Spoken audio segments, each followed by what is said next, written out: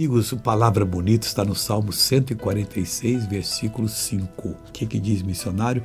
Bem-aventurado aquele que tem o Deus de Jacó por seu auxílio e cuja esperança está posta no Senhor, seu Deus.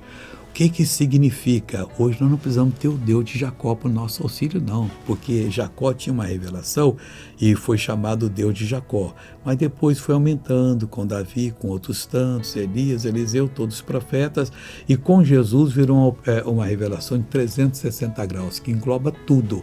Então, bem-aventurado Deus e Pai de nosso Senhor e Salvador Jesus Cristo, por seu auxílio que já nos prestou e cuja esperança está posta no Senhor. Quer dizer, ele agradece o auxílio de Deus, a esperança está posta no Senhor, seu Deus, que é o nosso Pai Celestial. Venha à casa de Deus no próximo domingo para participar da Santa Ceia. Vai ser um dia majestoso. Já começa a preparar a partir de hoje. Veja esse testemunho. 2 anos atrás, né? 2 anos.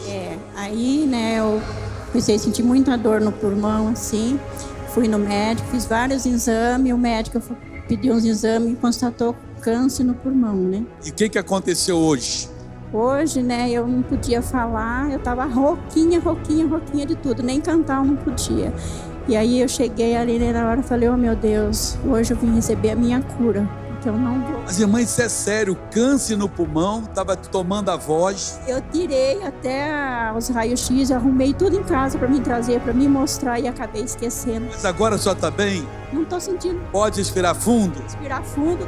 Seu nome é Jesus! Aleluia! Glória a Deus! Agora eu quero orar, Pai. Essa pessoa precisa ser a pessoa que o Senhor abençoa. Eu oro por ela agora, para ela ser cheia do Teu Espírito, cheia do Teu poder e vencer todas as batalhas. Senhor, eu repreendo todo o mal que está nessa vida e digo, saia, vá embora, desapareça, em nome de Jesus. E você levanta as mãos e diz, obrigado, Jesus, e amém.